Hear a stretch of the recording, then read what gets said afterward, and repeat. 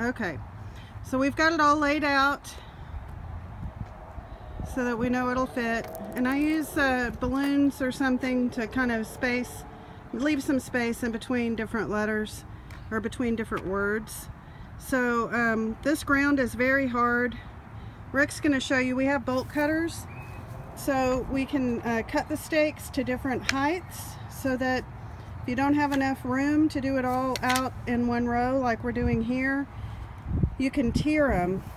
You can pull the letter up higher on the stake. If you want to do that real quick, Rick, just to show them how you can pull that letter up a good 3 inches, 2 or 3 inches above that top bar. You can also take out that top bar and make any height stake that you need to. So he's hammering it in because this is a park and it's not irrigated, and even though we got some rain a few days ago, now it's pretty dry. And these are the hardest installs. Yards that are irrigated regularly are really nice, but doing them anywhere else is really a challenge, just because the ground's like concrete, you know, especially as we get further into the summer. It's just gonna be even harder. But go ahead. So just for your information, whenever you know the ground is hard like this, without trying to hammer that much stake in the ground, you might have to trim it, because it's less damage to your stake trying to hammer all that in the ground. So what we do on sometimes like that is just trim it down a little bit, so it'll be a little bit easier. Just a quick trim like this. See, it takes off that much that you're trying to put on the ground. You really want to try to avoid that, but in some cases you can't help it. And you always want to pick these up and not leave them in anybody's yard, because it could really damage their mower, or if a kid stepped on them, or they could get stuck in your tires. So you just want to pick them up and take them home and toss them. So I'll just make sure it's lined up. Just eyeball it, but like I was trying to say earlier, I don't actually use the hammer head itself to hit the stake. What I'm using is the bottom part of it, what you can see. I'm hitting like this. I'm not hitting the stake with the hammer head itself, just to get it started, just like that.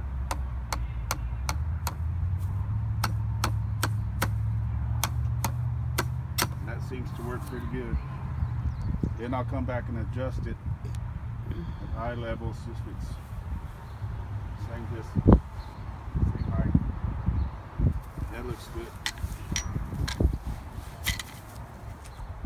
So like this one's already kind of trimmed down, so I don't need to trim it anymore. You want to be careful you don't trim it too much. It does need to be long enough that it's going to hold the stake, because and you know, even a wind or a breeze like today can pull them out. And so you want to make sure that, you know, trimming it, you can trim it about, I'm trying to look here on the ground to see if we have one. I guess this one is probably a full length, so I wouldn't go, you know, more than 2/3 off.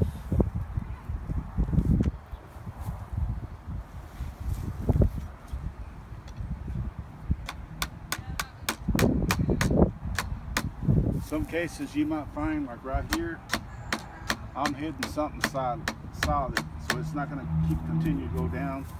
Sometimes you can pull your stake out and move it over just a little bit, because whatever you're hitting, you'll move away from it. See, it seems to be going in,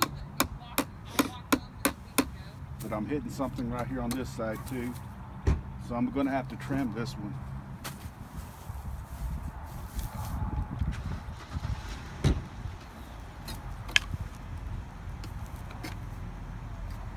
We've also found, if that's the case, because even on nice yards where the topsoil in the yard and the lawn looks very nice, right under the surface can be concrete debris, rocks, roots, you know, anything like that is going to kind of mess up your line, so that if you didn't have some way to work around it, it's not going to look as good. So sometimes we've had to just cut one side of the stake, you know, extremely short, and leave the other side in longer, depending on which side is going in and what the situation is. So those are just a few things that, you know, Rick's learned along the way to modify to make sure that the end result with the sign is going to look good.